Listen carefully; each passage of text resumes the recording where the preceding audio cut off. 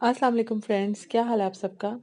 आज की रेसिपी बहुत ही ज़बरदस्त रेसिपी है। हमेशा की तरह आज हम सीखेंगे कड़ी पकोड़ा। तो चलें स्टार्ट करते हैं। अगर आपने अभी तक मेरा चैनल सब्सक्राइब नहीं किया तो प्लीज़ मेरे चैनल को सब्सक्राइब कर लें। अगर वीडियो अच्छी लगे तो इसको लाइक और शेयर ज़रूर करें। तो सबसे पहले हम कड़ी का मसाला तैयार कर लेते हैं। हमें चाहिए होगा कुकिंग ऑयल, एक दरमियानी प्याली, 2 मीडियम साइज के प्याज बारीक कटे हुए, 2 मीडियम साइज टमाटर, 7 से 8 लहसुन के जवे और 2 इंच अदरक का टुकड़ा, 15 से 20 साबुत हरी मिर्चें, 1 पाव यानी 250 ग्राम बेसन और आधा किलो दही।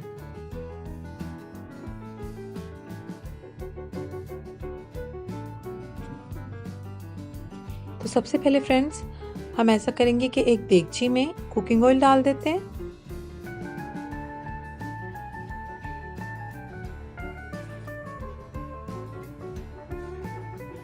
और अब मैं इसमें प्याज शामिल कर देती हूँ। अब मैं प्याज को लाइट गोल्डन होने तक फ्राई करूंगी। तो चलें जब तक अब हम इसका नेक्स्ट स्टेप कर लेते हैं। ब्लेंडर में हम लहसुन, अदरक, टमाटर और हरी मिर्चें शामिल कर देते हैं।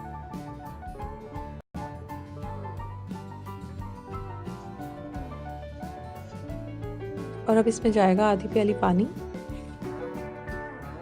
और अब मैं इसका एक स्मूथ सा पेस्ट बना लूंगी, इसको अच्छी तरह से ब्लेंड करके। तो ये हो गया फ्रेंड्स। ये देखिए हमारा प्याज लाइट गोल्डन हो रहा है। तो अब इसमें ये वाला मैं पेस्ट शामिल कर देती हूँ। उसको अच्छी तरह से 2 से 3 मिनट के लिए भून लूंगी ताकि इसका पानी ड्राई हो जाए। अब इसमें जाएगा फ्रेंड 1 टीस्पून हल्दी, 1 टेबलस्पून लाल मिर्च और 1 टीस्पून नमक। तो इसको डाल के हम अच्छी तरह से मिक्स करेंगे। आप देखिए मसाला इसका भुन रहा है। अब हम ऐसा करेंगे कि दही और बेसन को बारी बारी इस ब्लेंडर में डाल देते हैं।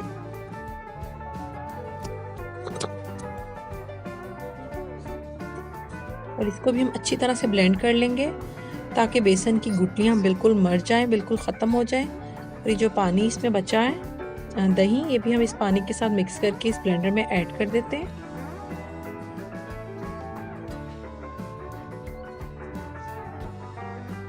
तो ये दही और बेसन अच्छी तरह से ब्लेंड हो चुका है।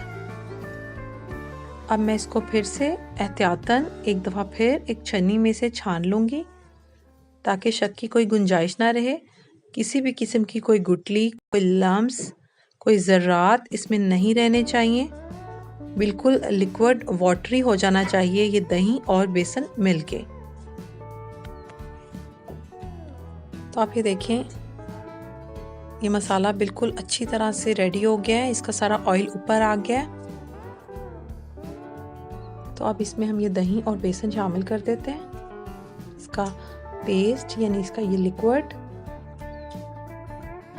और अब इसी बाउल में मैं पानी शामिल करके इसमें ऐड कर दूंगी। अब देख लें मैंने तकरीबन 2 जग पानी डाल दिया इसमें।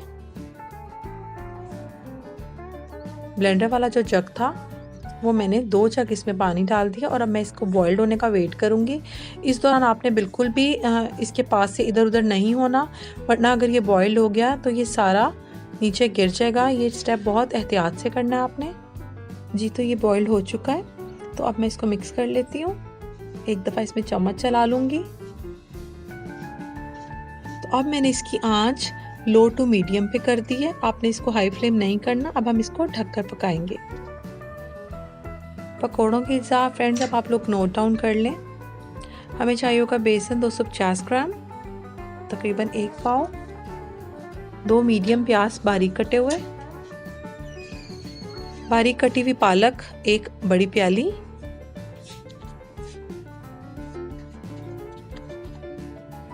2 दरमियाने साइज़ के आलू जूलियन कट में यानी लंबाई रुख में कटे हुए,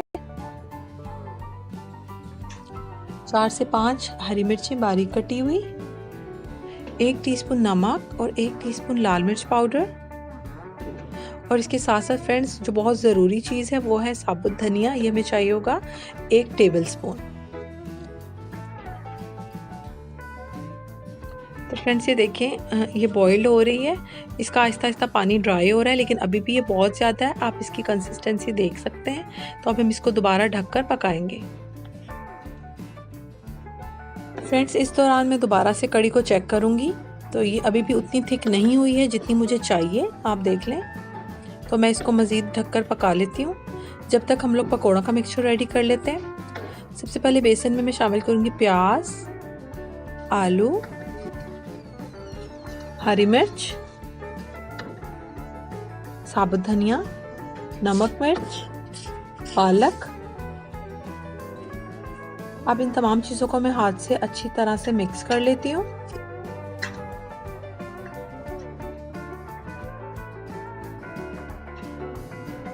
और अब थोड़ा थोड़ा पानी शामिल करके इसको एक नॉर्मल सा इसका मैं मिक्सचर बना लूँगी। आप देख लें, बहुत ज़्यादा हार्ड नहीं होना चाहिए और बहुत ज़्यादा सॉफ्ट भी नहीं होना चाहिए।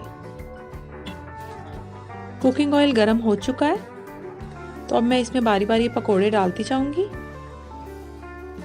ये पकोड़ों का मैं पहला बैच फ्राई कर रही हूँ। जैसे ही ये बैच फ्राई हो जाएगा तो मैं इसमें सेकंड बैच डाल दूंगी। बहुत ज़्यादा आपने इसको ओवर क्राउड नहीं करना है कढ़ाई को।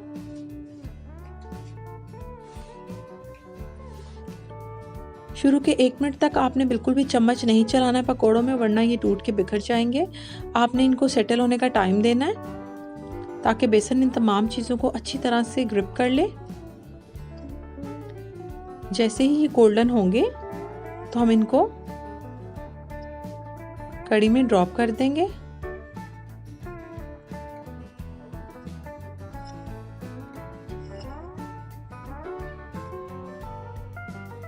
ये तो ये गोल्डन हो चुके हैं, आप देख लें कितने क्रिस्पी क्रंची लग रहे हैं ये। तो इनको फौरन से आपने कड़ी में डाल देना है, आपने इनको प्लेट में नहीं रखना है। इसकी क्या वजह है तो ये भी मैं आपको भी बताती हूँ। अब हम कड़ी को ढक देंगे और साथ ही दूसरा बैच हम पकोड़ों का कढ़ाई में डाल देते हैं। इनको भी हम गोल्डन होने तक फ्राई करेंगे। तो मैं आपको बता रही थी कि आपने पकोड़ों को प्लेट में नहीं निकालना, आपने डायरेक्ट इनको कड़ी में डाल देना है कढ़ाई से निकाल के। उसकी रीज़न ये है कि जब हम पकोड़े फ्राई करके बाहर प्लेट में रख देते हैं तो वो जो एयर होती है वो उसको अपने अंदर एब्जॉर्ब कर लेते हैं हवा को, जिसकी वजह से पकोड़े सख्त हो जाते हैं। जबकि अगर आप इनको फ़ौरन से कड़ी में डालेंगे तो अपने अंदर वो कड़ी को एब्जॉर्ब कर लेंगे और वो सख्त होने के बजाय बिल्कुल सॉफ्ट और बहुत ही मतलब यमी और ज़बरदस्त उनका जो है वो सॉफ्टनेस उनके अंदर आ जाएगी। कड़ी उनमें जज्ब हो चुकी होगी और बिल्कुल भी हार्ड नहीं होंगे वो पकोड़े। ऑलराइट, तो अब ये जो बाकी के पकोड़े हैं ये फ्राई हो गए हैं, तो ये भी मैं साथ के साथ कड़ी में शामिल कर देती हूँ। तो चलें अब इसमें एक दफ़ा चम्मच चला लेते हैं और इसको 5 से 7 मिनट के लिए ढककर हल्की आंच पर पकाते हैं। अब हम कड़ी का बघार तैयार करते हैं।